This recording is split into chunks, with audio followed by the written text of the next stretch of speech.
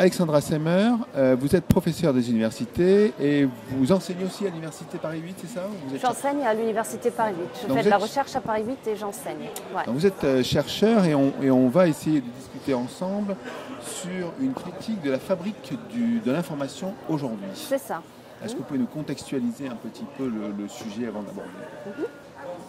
Alors ce qui m'intéresse en effet, c'est comment les journalistes, par exemple, donc des professionnels de l'information comme les journalistes, fabriquent l'information et quels sont les différents enjeux et les différentes pressions qu'ils subissent, donc qui déterminent jusqu'à un certain point la fabrique de l'information, mais comment les journalistes arrivent aussi à mettre en place des stratégies pour dépasser ces déterminismes et ces enjeux. Alors j'insiste quand même sur ces deux aspects-là. Un qui est très critique et l'autre qui met en valeur quand même les pratiques créatives des journalistes dans la presse aujourd'hui. Alors plus concrètement, comment je procède? En fait, j'étudie d'une part les enjeux industriels économiques qui pèsent aujourd'hui sur la presse en ligne et surtout comment ces enjeux-là se manifestent dans les interfaces graphiques et aussi dans les discours des journalistes, tels qu'ils sont matérialisés online. D'accord? Donc si on prend par exemple un site web de presse en ligne comme Libé.fr, donc je regarde d'une part comment différents enjeux industriels, différents enjeux politiques concernant la ligne éditoriale du journal, tous ces enjeux se manifestent dans le design de l'interface et plus particulièrement dans la pratique de l'hyperlien et la pratique d'écriture, mais aussi comment les journalistes de Libé se créent quand même à l'intérieur de toutes ces contraintes, des zones de liberté pour pouvoir exprimer des points de vue différents. Voilà. Alors concrètement, ce qui m'intéresse en particulier depuis des années, c'est un peu mon dada, c'est l'hyperlien. Alors, je regarde très concrètement sur libé.fr par exemple. J'analyse des articles journalistiques et c'est vrai, et on le sait, que l'hyperlien est aujourd'hui dans la presse en ligne souvent interne et qu'il sert avant tout au BuzzFeed, c'est-à-dire l'enjeu est de faire circuler le lecteur à l'intérieur du journal, de clic en clic, pour générer justement du clic qui ensuite favorise le référencement du site web par les moteurs de recherche, pour ne pas citer Google. Voilà, donc ça c'est un fait. Ensuite, ce qui est très intéressant, c'est de voir comment les outils d'écriture que les journalistes utilisent, les CMS, les Content Management Systems, comment ces outils reflètent ces enjeux industriels. Parce que dans beaucoup de CMS utilisés dans la presse en ligne, en fait, le CMS lui-même fait aux journalistes des suggestions de liens. D'accord ? Et donc oriente ainsi la pratique d'écriture du journaliste dans un sens qui évidemment arrange les enjeux économiques du journal. Mais fort heureusement, les journalistes, eux, savent comment tout ça fonctionne et essayent de temps en temps aussi de faire autre chose. Donc par exemple, je repère très régulièrement dans Libé, par exemple, des hyperliens qui, au lieu de faire circuler le lecteur éternellement dans les mêmes infos publiées dans le même journal, relient, par exemple, deux articles qui défendent des points de vue différents. Et là, se crée au sein d'une industrie culturelle comme la presse en ligne, des zones de débat critiques qui sont extrêmement intéressantes, qu'il faut analyser, qu'il faut prendre le temps de lire et de comprendre. Et justement, où il ne faut pas buzzfeeder en tant que lecteur, il ne faut pas se dire « oh bah, je clique vite et c'est toujours la même chose », mais où au contraire, il faut rentrer dans le texte et se saisir de ces zones de débat et développer du coup une mise en parallèle réflexive de ces différents points de vue qui sont reliés par hyperlien. Vous voyez ? Et ça, c'est si précieux que quand ça arrive, dans un média comme la presse en ligne qu'il faut le valoriser aussi dans un cadre éducatif.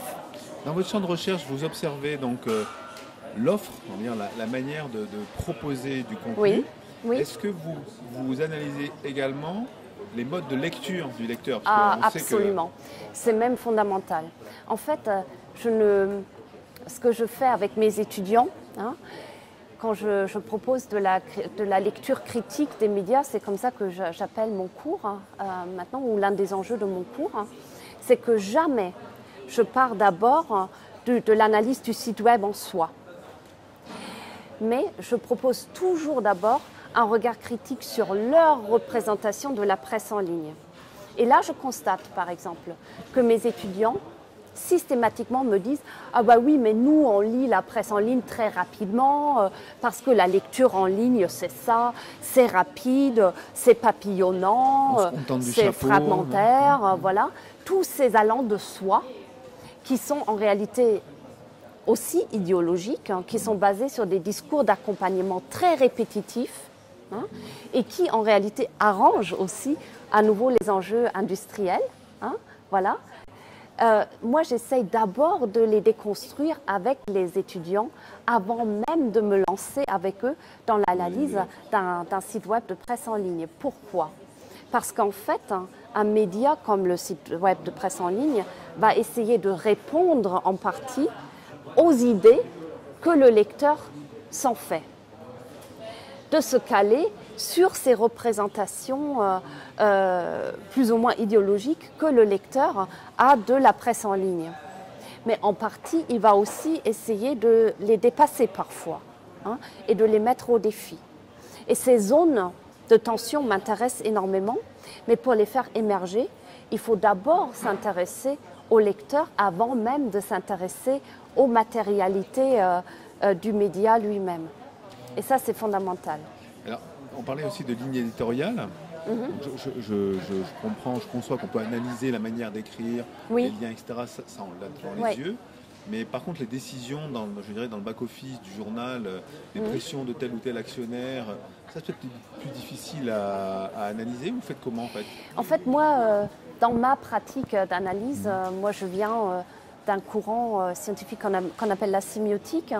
Donc en fait, j'analyse en effet d'abord les traces que toutes ces pressions et tous ces enjeux-là laissent dans la textualité même de l'artefact culturel. D'accord ? Donc en fait, je ne passe pas, en revanche, si je m'intéresse beaucoup au lecteur, c'est vrai que ce n'est pas les concepteurs que je vais d'abord questionner.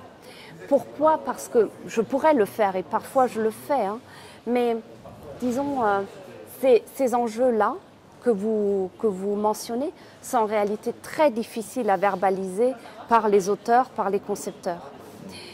Parce que parfois ils ne sont pas conscientisés, mais aussi parfois parce que c'est juste un peu gênant, quoi, de dire ça. Voilà. Et donc, je préfère, là, dans ce cas précis, passer d'abord par une analyse des traces que ces enjeux laissent, à la fois sur les interfaces, y compris les interfaces logicielles, et à la fois dans les discours, dans le design de l'interface, etc.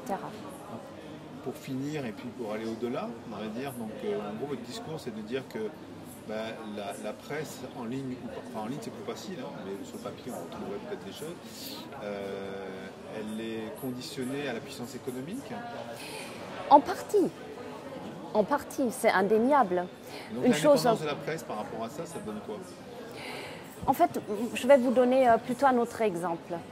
Ce qui est très important et une chose dont je n'ai pas parlé encore, c'est qu'il faut aussi s'intéresser au code. Donc en fait, moi, dans mes analyses de l'artefact numérique, je descends en effet jusqu'au niveau du code. Pourquoi ? Le code informatique. Et qu'on peut en réalité afficher assez facilement avec les outils courants des navigateurs. Et ensuite, là, on voit aussi que des enjeux à nouveau se cristallisent. Par exemple, à travers une toute petite balise qu'on trouve parfois dans le code HTML des sites web et qui est la balise nofollow. Et qui, parfois, donc du coup, quand elle n'est pas là, le site est comptabilisé par la page et le lien est comptabilisé par les moteurs de recherche. Quand elle est là, la balise nofollow, le lien n'est pas comptabilisé. Et c'est très intéressant aussi le jeu très fin de certains organes de presse avec cette petite balise nofollow. Donc vous voyez, et c'est des enjeux industriels, mais c'est aussi des enjeux d'écriture. Et je ne parle pas de déterminisme, mais en fait, ce qui est très important, c'est qu'à la fois les professionnels de l'information et les journalistes aient bien conscientisé tout ça. Et certes, je veux dire, la question de la ligne éditoriale, ils l'ont bien conscientisé, hein, parce que c'est verbalisé dans les conférences de rédaction, etc. Mais ce qui est moins conscientisé, par exemple, c'est les pressions que l'outil d'écriture exerce sur eux. Là, j'ai remarqué dans les entretiens que j'ai pu faire avec des journalistes que quand même, ils sont très très peu conscients du formatage que l'outil exerce sur leur pratique d'écriture. Pourquoi? Parce qu'ils sont dans l'action. Ça va vite, ils utilisent ces outils, il faut déjà passer à autre chose. Et ça vaut le coup de s'arrêter, de regarder comment les outils, à travers l'interface qu'on appelle le back-office, hein, mais aussi à travers les algorithmes qui sont mobilisés, hein, déterminent en effet jusqu'à un certain point les pratiques d'écriture. Parce que si on le sait, on peut les dépasser. Hein, voilà. Donc la conscientisation est un premier pas vers la résistance. Et ça m'importe.